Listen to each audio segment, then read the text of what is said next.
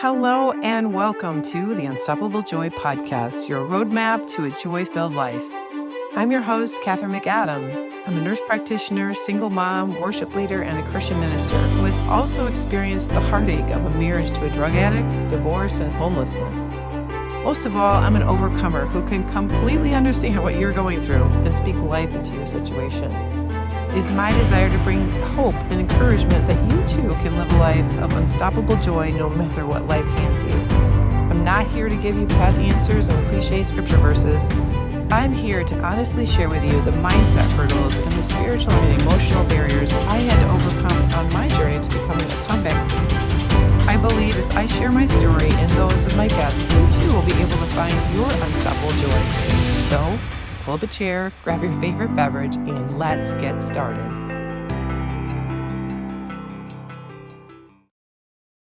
Hello, everyone, and I cannot tell you how excited I am right now. I have the opportunity to have Natalie Petros. She is somebody that I have connected with through the anthology book that I'm a part of, The Joyful Entrepreneur. And honestly, I've just been drawn to her. She just has such a sweet spirit. And so I want to have her on my podcast today to have her share with you her heart and what God is doing in her life and kind of how she ended up where she is now. So we are all about championing the underdog here, and everyone has a story. And I know Natalie's going to blow our socks off here with what she allows God to move through her today.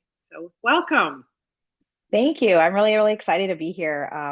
I want you to actually know this is the first time I'm actually doing a podcast with somebody. Cool. So this is really exciting for me and I love talking. I love talking to people. I'm such a people person, but I haven't dove into that yet on the podcast side. So it's really, really nice. And I'm really actually excited that you're my first, I guess you'd say, that I'm doing this podcasting with. So it's exciting. Well, cool. New thing. So tell me, where are you now? What are you doing now? So right now, currently, I own and operate 4 businesses.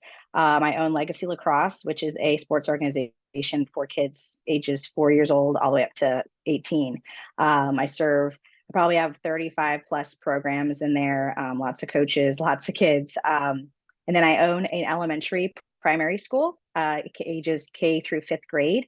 So we do full-time Monday through Friday education. I also own Legacy Leaders Academy, which is a mentorship program organization that is for the youth. I specifically focus on ages middle school all the way up to young adults, actually, like probably below 25 years old. So from 13, 14 to 25. And it really is to give skills and the abilities and equipping the youth to be able to really show up their best selves, the things that you just really can't get taught in school. And maybe you do get taught that in homes, but sometimes these kids don't get that. So I always say that with children, mentorship beyond just your parents is very vital. And in this day and age, it's not really there. The world and society and school systems, et cetera, they don't really allow for those to really be a part of a child's life. So I created that where it is a program they walk through, and at the end, especially with the older kids, the seniors and stuff, we do even kind of like where they create a business. And then the last business that I currently own is Reliance Enterprises, which is a business consulting company. And we work with both new businesses, which kind of filters in with those young adults that want to start something. We help with that.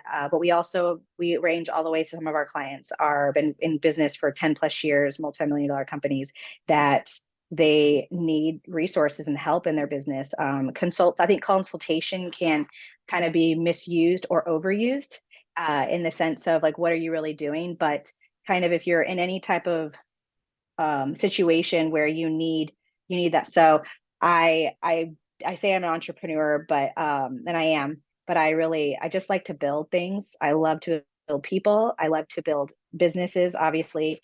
And I just love to build people in their businesses and in their life to show up their best self. I think that's the biggest thing is when you are operating in a higher place in your life, high caliber people, high achievers, high performers. There's a lot of words you hear a lot about. Sometimes it can be misused and misrepresented. And I believe that if you're doing it from the right heart posture, then the world is your oyster because it's God's. And when you're posturing in the right place, which is centered and aligned with God, then you can move mountains and you can do extraordinary things. And that's not frowned upon. So it's a matter of changing where you're not performing and striving. You really are aligning yourself with God, the one that created you, and you're co-creating with him and utilizing your gifts the proper way. So I think that nowadays, society, that we could go down all those rabbit holes. Everything works against us in the world, in our flesh, and we have to constantly realign ourselves and utilize the things and the giftings, the skills, the wisdom, to always point back to God.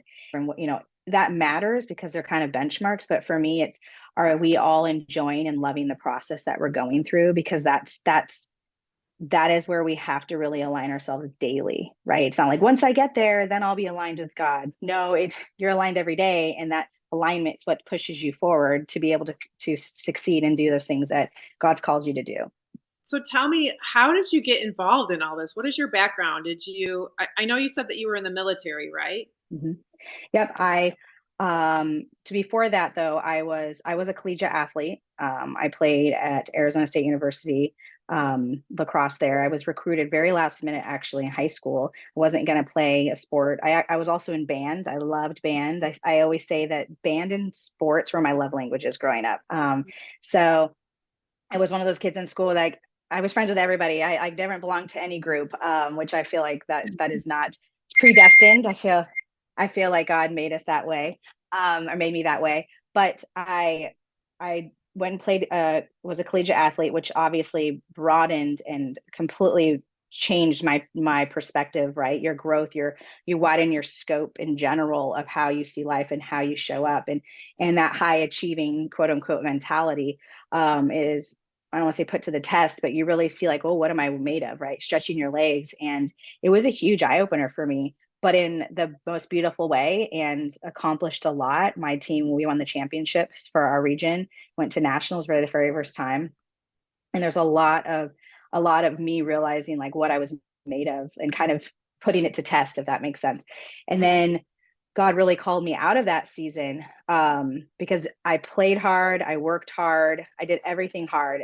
That's the way I was built and created to be. And so with that, the enemy also manipulates and comes after you. And I was going down a lot of wrong paths, even though outwardly I was very successful. I worked multiple jobs. I paid my own way through college. I was more than a full-time student and playing a collegiate sport. Like everyone was like, oh, she's, just getting after it. But internally it was a real struggle of me finding my footing, right? I was young, right? We're only like 19, and you're really allowing the world to dictate your identity, which is really what it comes down to. And I had some really life altering things take place. And it's the time that I gave my life to Jesus. And when I did that, he completely changed the trajectory of my life. And one of those things was to go in the military. And so I joined the military, and I served for a total of 12 years. Did multiple deployments. It was in itself an amazing experience, that had a lot of hard and a lot of good and bad, and extraordinary things. I saw the world. The empathy, I feel like I grew for the world and understanding it, that you just cannot in a book, and you cannot from other people's experiences. I very much think that everybody needs to touch, feel, the essence of the world, and not just live in their own, even if it's vacation, even if it's just a mission, whatever it is. But I really, it very much changed the trajectory of my heart. And I, to kind of fast forward though, my husband, we got married, we started having kids.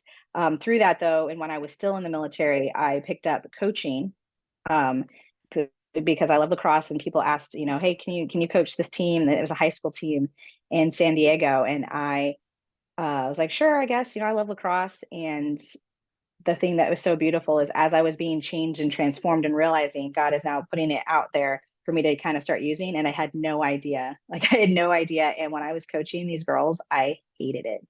I was like, this is not what I want to do. Nope. Like I paid my penance is what I would say. Like I helped, and then the next year they asked me to come back, or, 6 months later asked me to come back. And I'm like, and I begrudgingly, I'm saying it, honestly, I was like, not really. But they had nobody else. And then it pulled on my heartstrings. I'm like, these girls, they don't have anybody, can't let them down. So I guess I'll do it. And then that season, absolutely changed my life. The girls that I coached, and one in particular, I think she kind of knows how much she changed my life, but she came from a very hard background, And of course, I didn't know that until I really started connecting with her and pouring into her. And I was someone that she could trust. And when that trust, what happened is when I really understood. And I always say to the people, the coaches and the people that I train is, the empathy, it happens when you really do, and like it grows when you do know their stories, but you realize that at some point, you shouldn't have to know other people's stories to have empathy for them. And I think that's wisdom, and that's something that is built over time, I really believe. So a lot of times we don't know what other people's story is. And then when you do, you really start playing back like, oh man, how did I show up? If I knew this information 6 months ago, how would I have been? So this young lady, she really, really changed my heart. And just, I really want to say it was the moment where God really revealed to me where he was taking me, and what all of this was about. So at the time I still didn't know it, but I did understand that this was like, I need more of this. Like this is where I'm supposed to be doing. And maybe it's not specifically coaching lacrosse, but it was pouring into people and seeing like how much we need that, and how much people need that. And especially our youth, they're so depleted, and they're desperately asking for it. And they're going to get it somewhere. Either they're going to get it from the world, or they're going to get it from God. And so, like I said, God always trains us all up, right? Train up a child. Well, we're God's children. So there was a training up that he was doing in me for the next 15 years. I don't know. I guess that would be, say, 10 or 15 years. So I only coached that team for one more season, and then we moved. So that's why I didn't do it again. But I will always say that team and that team like changed my life and how I showed up, because we very much focus on what we do, and we really need to focus on who we're called to serve. And when you realize that, then what you do to show up for those people completely changes your paradigm of how life is. And so that I took that with me when we moved and kind of started, new seasons. You have children, like, when you're in that season of being pregnant, and, my husband is still in the military. He's retiring next year, but let's just say our lives, he's done almost 20 years, and he's been deployed 12 times, and that's not including trainings and everything else that comes with it. So the amount of time that he's been gone is a lot. And so, just transitioning with being a mom and just the new tempo of life. But meanwhile, God was still calling me back and presenting me places that I could, that he was training me, I guess, is really the only way, and the way that I like to feel about it, because that's the way God, I feel like, speaks to me. So how did you grow up in a Christian home then? I did. I think it's hard to, especially when I talk to believers or some people at church. I didn't go to church. My mother definitely had church hurt, and was like, you're not there, really, the spirit of religion. And my mom is a very, very wise woman. And I think she had a lot of discernment to see things that were not good, were inappropriate and just icky in the world of the spirit of religion. But I think I never really got the tools that I needed, though, either, to be able to have the equipping and the building up in my faith that I needed. But I had spiritual mothers, I like to call, in my life, my best friends and parents, that strong believers Christian. My very first Bible that I still use to this day, as it was given to me by my best friend's mom. She even like got it with my name put on it, and there's a little note with scripture in there that I still have on the front cover of it. And so I always, and God was always chasing me. God was always present. The one thing that I will say is, because of that, and because of the way that our house was, even we did pray, but it wasn't as legalistic, I think is the best way to say it. And the religiosity of I think what people really, like lean on. And I think that's kind of been that mold has been starting to break down the last few years. Right. But growing up, I was very much spirit led. Like I was always pointed to the Father and to have a relationship with him. And so I may not had the scriptural and read my Bible every day, but I very much had a strong relationship with God, and knowing who I was. Like I didn't have an issue with like knowing my identity in God. Yeah. And I think that played into why, if you look at my life and my childhood, I was fearless. Like I just was. It's because I knew, like, if I make a mistake or if I completely biff it, God still loves me, so it's okay. And it wasn't like the book of Titus where I could go and sin and like, oh, it's fine, God still loves me. Like I knew that was not appropriate. And even when in my spirit of rebellion that I went through, like I knew I turned my back on God. But when I was a child, I very much felt drawn by the Lord, and I had people that really helped me navigate to really allow him to rest in my heart. So from a very young age, I had the Holy Spirit. I just didn't have all the other, theological, and definitely didn't know scripture, and which is a big part, right? The word is God, but I wasn't without. So then when you were talking about coming to Christ, like, so you were finishing college or in the midst of college when you felt like you really made that decision and turned your life over, I guess, in a way, Mm-hmm. right? Yeah. That it's really good to talk about that, because I went through a really hard season where I was accused of plagiarizing, which really, it was so sad. And it doesn't even, but it took me back, because I have a very strong character and integrity. Like that's not like when they presented it to me, I thought that it was like a joke. I was like, what? And so when it got presented, it was actually, no, this is a real thing. I'm like, oh my gosh, this teacher really thinks that I plagiarized. I'm like, oh my God. And just the process, it rocked me, but I knew I hadn't. And it of course came out that I hadn't, and I still succeeded in that class. And I still, was doing really well in school, but it rocked me just to be like, for someone to question my character, that it's like when someone steals from you, you feel like vulnerable, like violated. But I felt my character had been violated, and I never had felt that before. And then not only 2 months later, I was sexually assaulted, and so there's another violation that. Quite honestly, the plagiarism was harder for me. I think physicality, maybe it's you just kind of go in survival mode, and there's so much more structural when something like that happens, legally and everything, that you just kind of go with the flow. You're kind of filtered into how you maneuver through that. But it was, of course, it obviously was life changing. And then not only, I think it was a month later, I think everything happened within 3 months, I got into a really, really bad car accident. And I came out completely unscathed. Like I had a bruise on my chest from the seatbelt, and a bruise on my elbow from like holding on. It was a stick shift a truck I had that had no power steering, and a woman pulled right in front of me. And so I just threw it in neutral and just held on for dear life, because it was like, I knew I was going to hit her, like T-bone her. And she ran a light, and it happened so quickly. There was no way for me to even try to like avoid it. And of course it was like hitting a brick wall.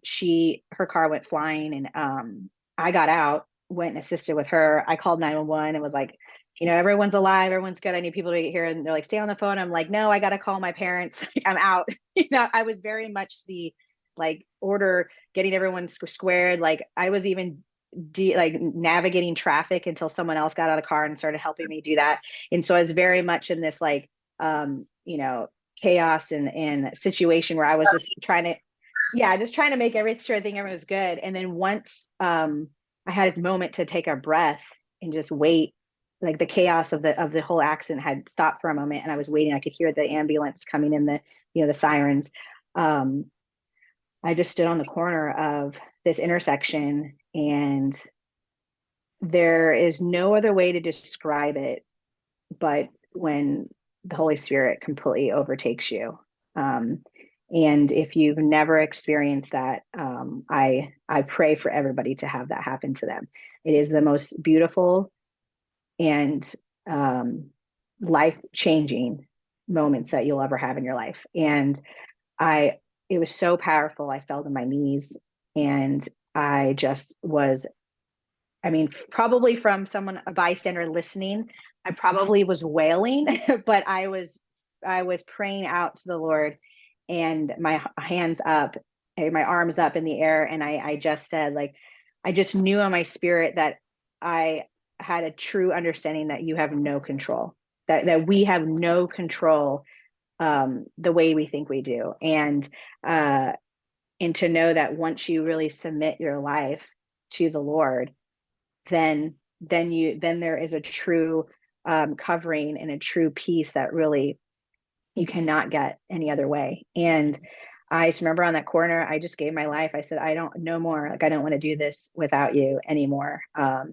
And the next couple nights were God really showing up and giving me visions, and it rocked me. That's probably a different podcast, but it was definitely a life-changing 48 hours of the Lord really working through me in my spirit. And when I came out of it, day 3, I just knew that I was forever changed. And I knew that whatever God said to do it. It could be the most crazy, outlandish thing that nobody can understand, but I could care less. I did not care. I knew that no matter what he said to do, I'm going to do it. And everyone can think I'm crazy, and I'm completely fine with that. And he said, join the military. And that's another podcast of like why he told me that. I do know, I obviously know now, hindsight 2020. At the time I didn't, and it didn't matter. It didn't matter if I knew. And that's also the comfort we have to find, is God directs us and puts a lamp to our feet, and we don't need to know. We think we need to know because it brings us comfort, and we need to control and know all the plans because we think it's going to bring us more peace. But quite honestly, us not knowing is what brings us peace, because God's going to tell us exactly what we need to know. And so there's a real submission and that of just being faithful, but to the one that is always faithful. God's faith never changes, never wavers. Ours, it does. It's not our faith, actually. It's God's faith in us.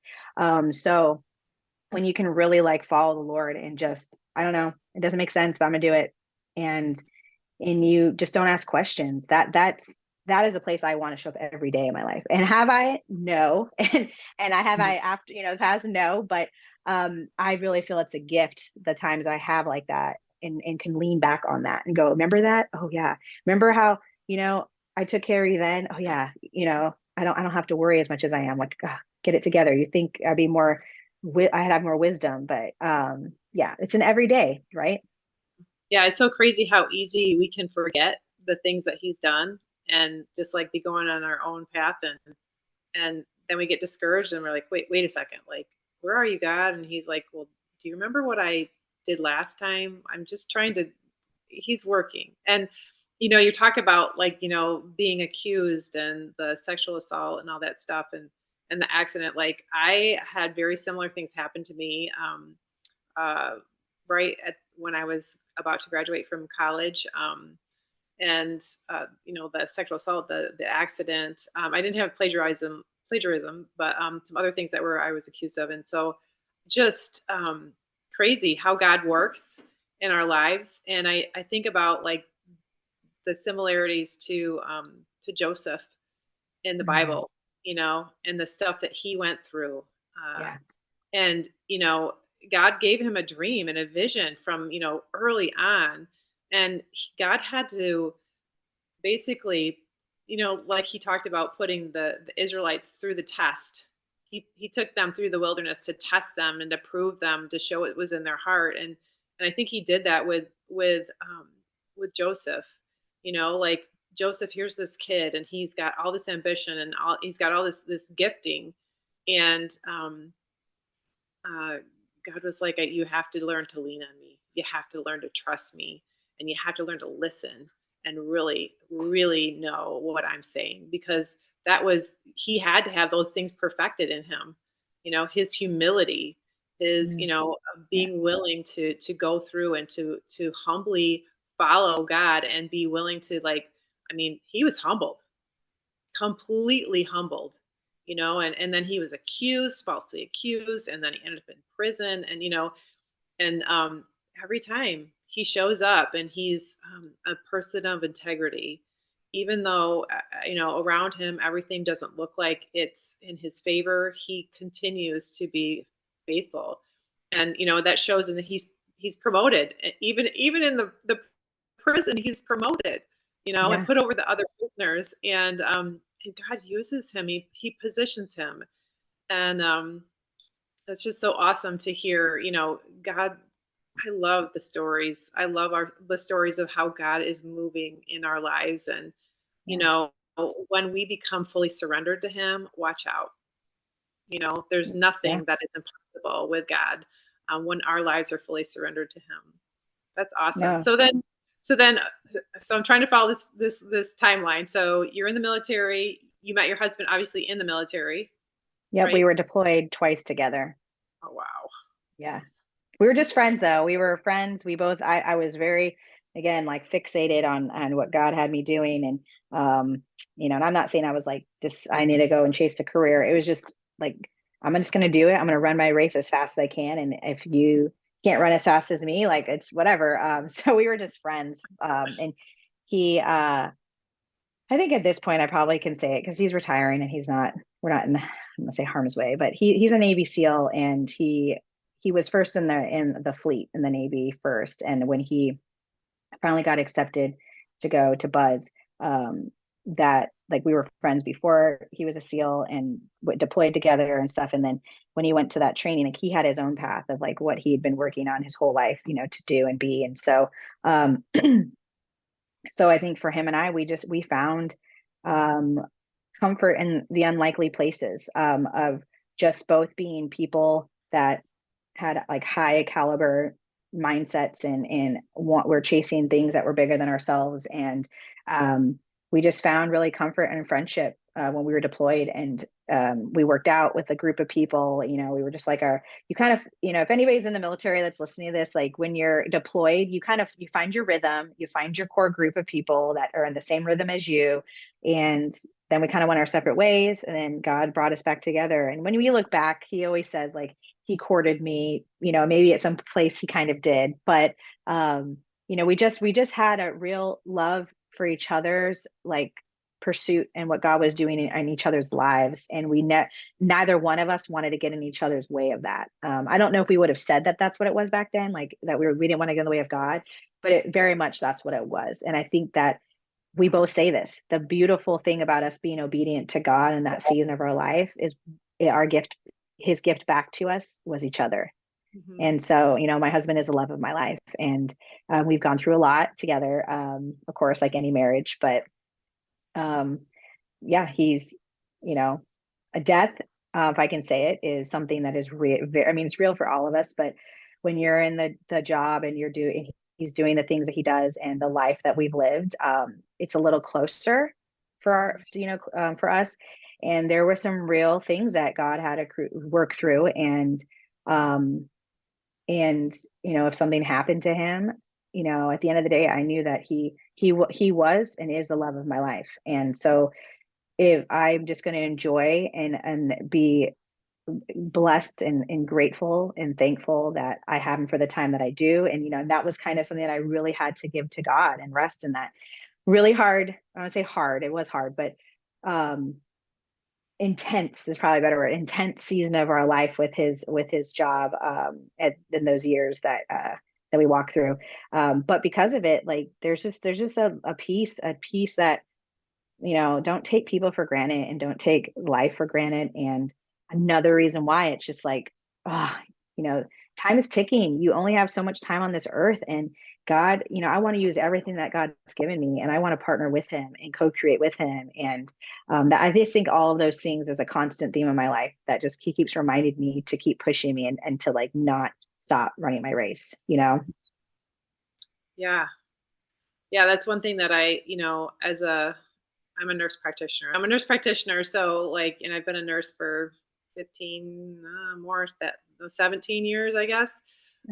So, like death is something that you see all the time, and it makes you, in a way you can get complacent to it. And, oh, that person's not going to do well, or, you can kind of, like, 'cause I worked in the ICU for a bunch of years, and and before that I worked in a ventilator unit, and just you see a lot of like very sad cases, and but it makes you realize that it just, in a moment, we'll be stepping into the other side of this eternity, and to, like you said, just enjoy the moment, and know that every bit of time that you have, whatever you decide to do with that time, you trade off something for something else.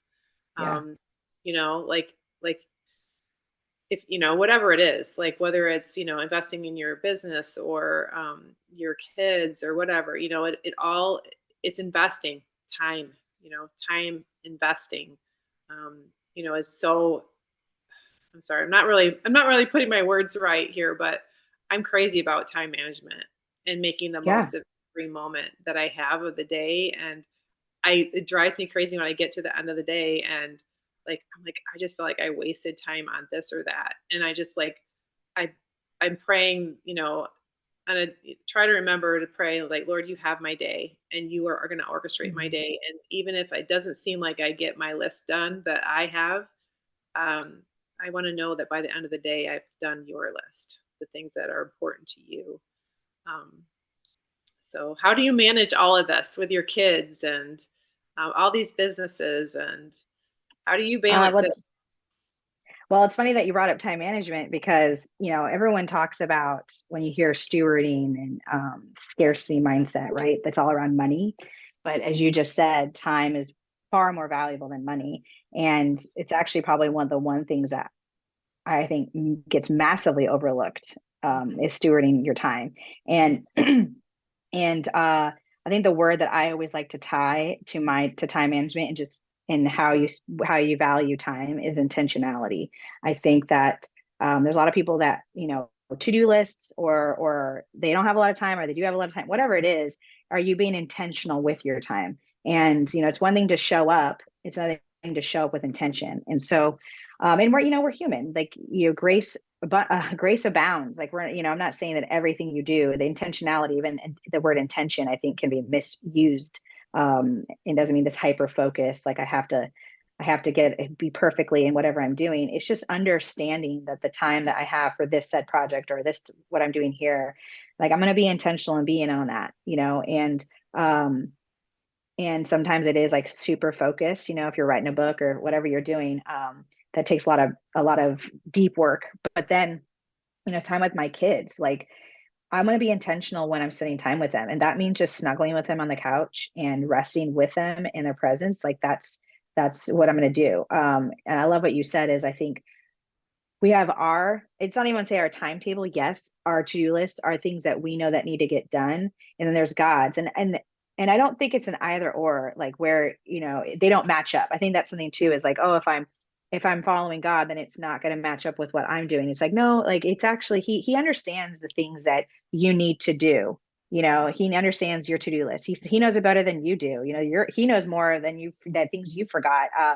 So I think it is the intentionality, wanting to show up every day and be your best. That's where I said the high performance. It's like just everything you do it with all your might and all your strength and all your heart, and allow room for God to sit in that. And so the only answer to like how do I do it all, it's supernatural. And I don't mean that like I'm supernatural and I have all these powers like Wonder Woman or something. It's supernatural time and energy and and just the resources and all that's only from God. The supernatural is God. So how do I do it all? God.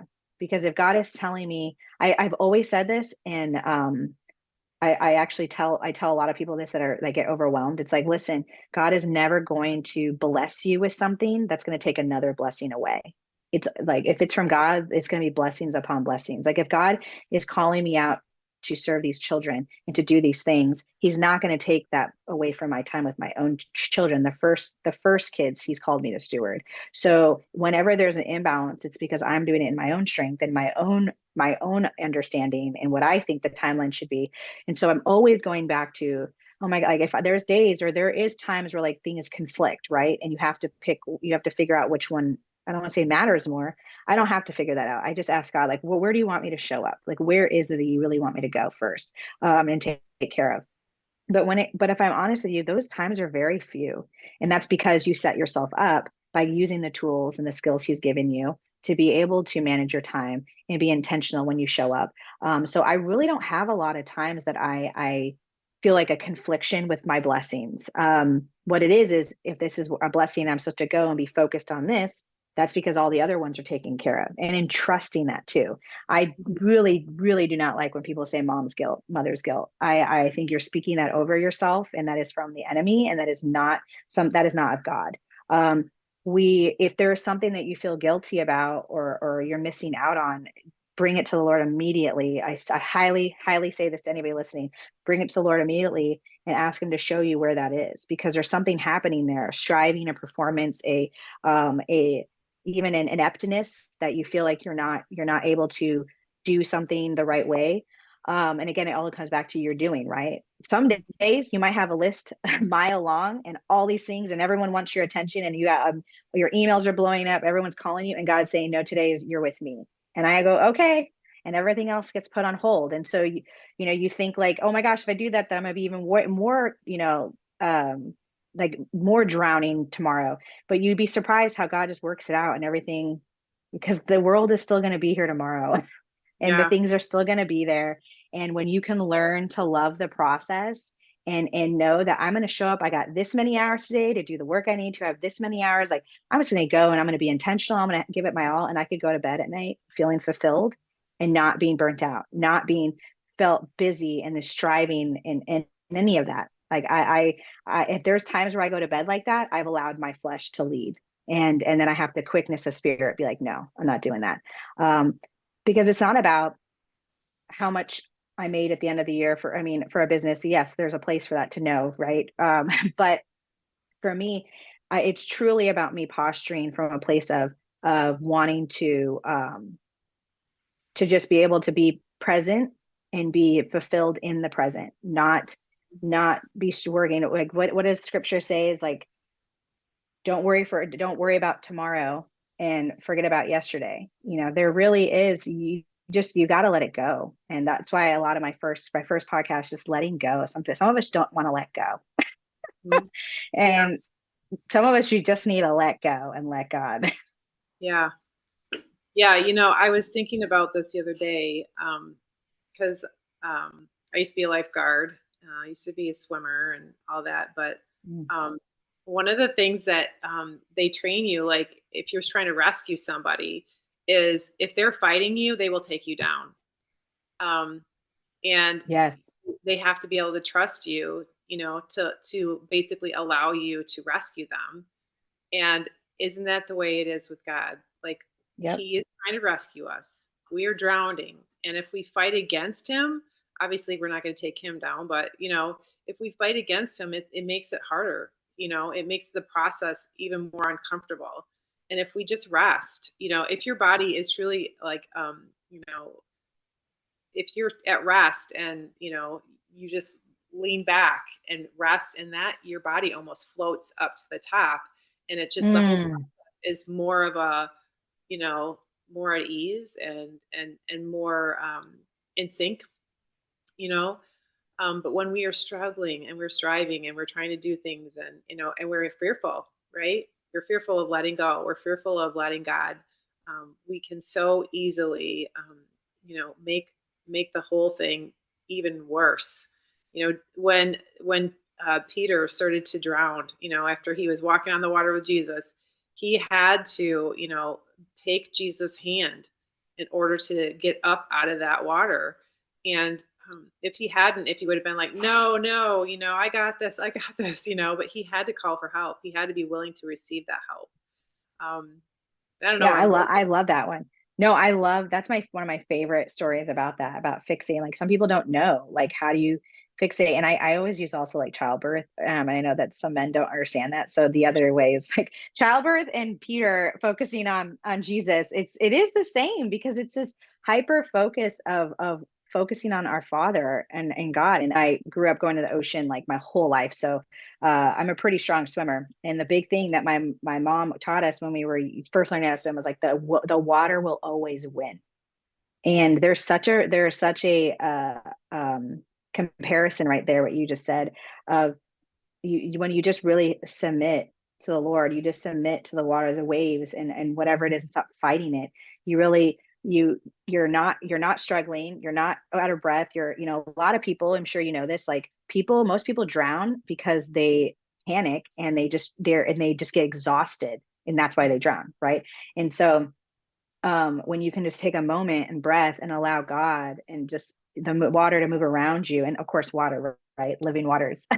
Isn't he so good? Everything's always connected. But you're so right about all that. Like I really love that analogy, because that's just find yourself where you're just floating in the water. And if you don't know how to float in the water, you should learn, because that's a great way of just like letting and submitting to God and allowing the waters to flow around you, and not to fight it, and to not fight it at all. And with Peter, it was and I'm going to get it wrong, so I won't go into it, but it's the storm around us that we, when you take your eyes off God and you're looking at the scariness of everything, is when he started sinking. And it was like, keep your eyes focused and don't allow what you're hearing, to alter you. Focus your eyes on the one.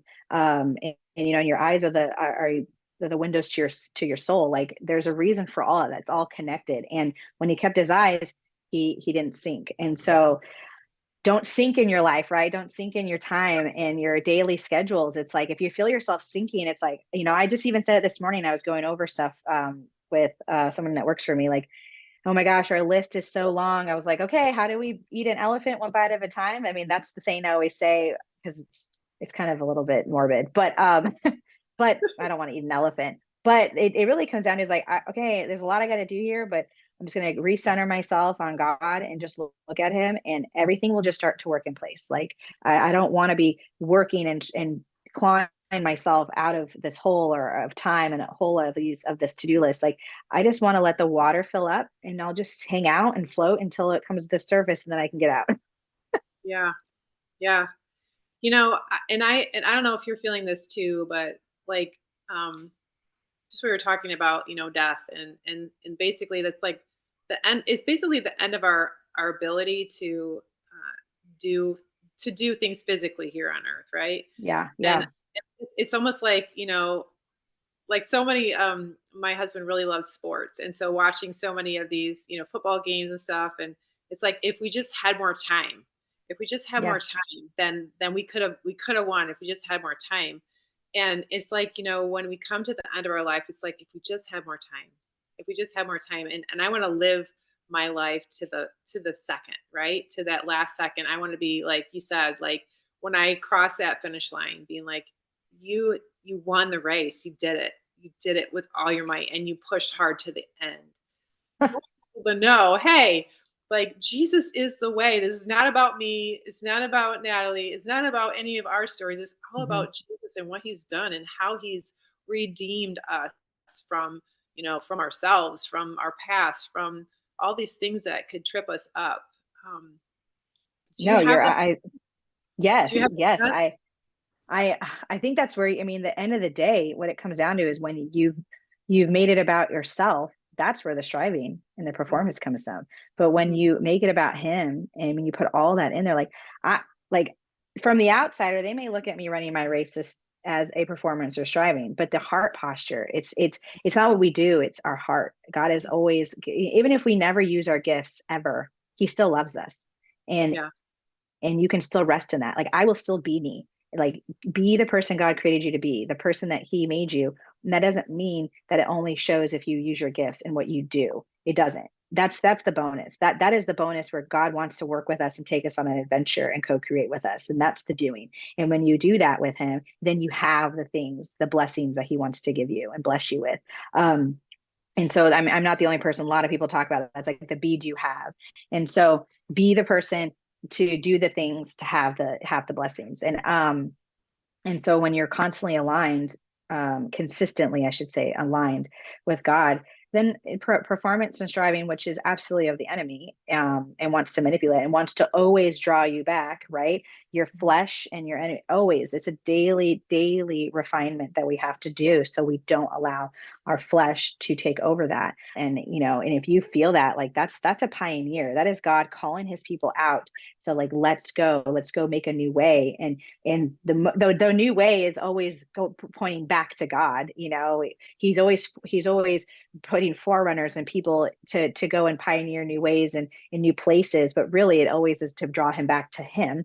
And so when we remember that, then it's like, yes, let's go, because the time is precious and short, and the time that we have on this earth, on this side of heaven, we have to steward like it is very small, that it is very, it's not going to last. It's not. And that's that kingdom perspective that I think, well, we all need to remind ourselves of, but I do think that a lot of people don't even think that way. The generations, and when I leave, what is my legacy? And the legacy is not about me. The legacy is what God did through me. And again, it's all about God.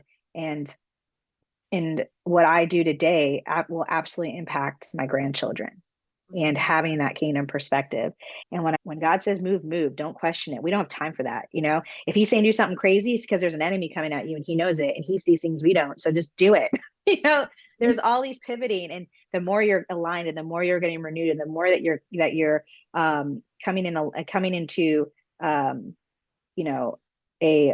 co-creation, but in working with God, the quickness of spirit just starts coming, and that discernment and all these things. And so when you say that, I think I even have in the anthology book, I talk about it, is like, when God's in your business, in your life, be ready. It's supernatural pace. I have it in there. It's a supernatural speed. And it's not like there's like, oh my gosh, I'm not ready, or I'm overwhelmed. It's a supernatural pace that you can run because he's with you. But look out, watch out. So make sure that your body's healthy, your mind is clear, your spirit's strong. Like, you got to make sure, because he's going to take you on that. He wants to take you on that journey, in that adventure. But you got to be ready. And if you're not, he's limited. So we limit God. It's not the other way around. Yeah. We limit God in our understanding. I shouldn't say we limit God. God can't be limited. But yeah, so 100%. I think there's an acceleration that's happening, but it's God. God's doing it. He's the one that's accelerating it, Yeah.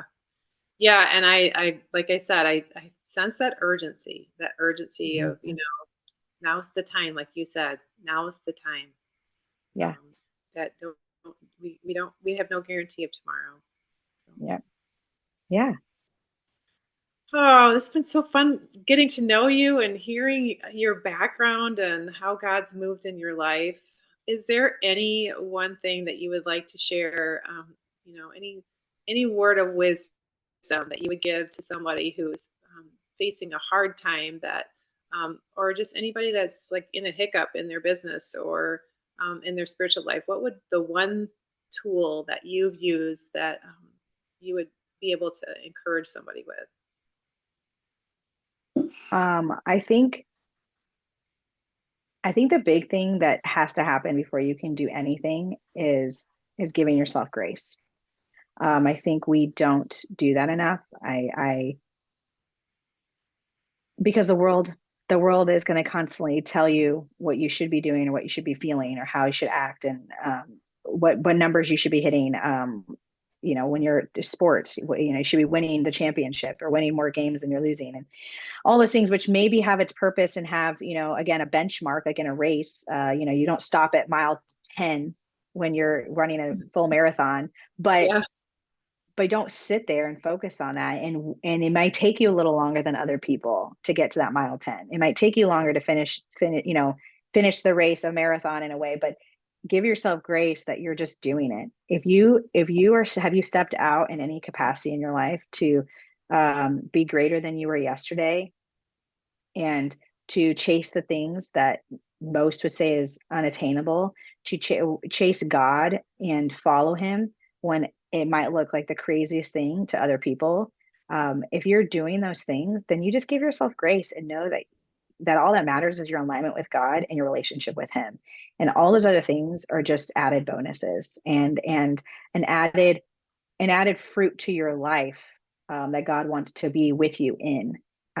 But to think that that's the barometer for if you should be happy or not, or be joyful, is where people miss it. So I think giving yourselves grace and to be at peace with where God has you. And if you feel you're at a place that you're not supposed to be, and you're not supposed to be doing, like if you're in a job that maybe it's security, but in your heart of hearts that this is not where God has you, I also say be bold.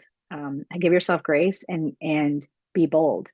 Boldness is what changes the world. Boldness is what changes the trajectory of things, even if it's 1 degree. I always say that to people when I train them. It's like, people think you need to do this crazy thing where you have to like go 180 or 20 degrees, or a 360, whatever. It's literally 1 degree. If you go 1 degree off, like the trajectory long term is like it completely is different. And I mean, I was a navigator in the military, so it also speaks to me of that. But that it's just one simple thing. So if that one simple thing that you do to be bolder, you watch the fruit of it. So I would say give yourself grace and be bold, and to always remember where everything comes from,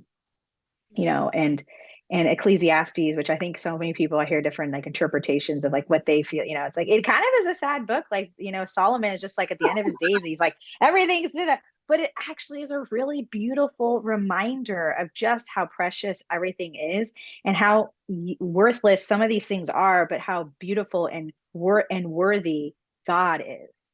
And so I very much believe Ecclesiastes, if you're in business, if you're in all these things, just like recenter yourself on like what's important. And it's always God. It always is God. And that's a simple answer that I know some people are like, oh yeah, I've heard that before, but read Ecclesiastes. Like, you don't make the same mistake the richest man in the world and the wisest man in the world made. Even he made it, and he was the wisest one, right? So, but he did turn back, and he did know his error of his ways, and he's telling us, don't make the same mistakes I did.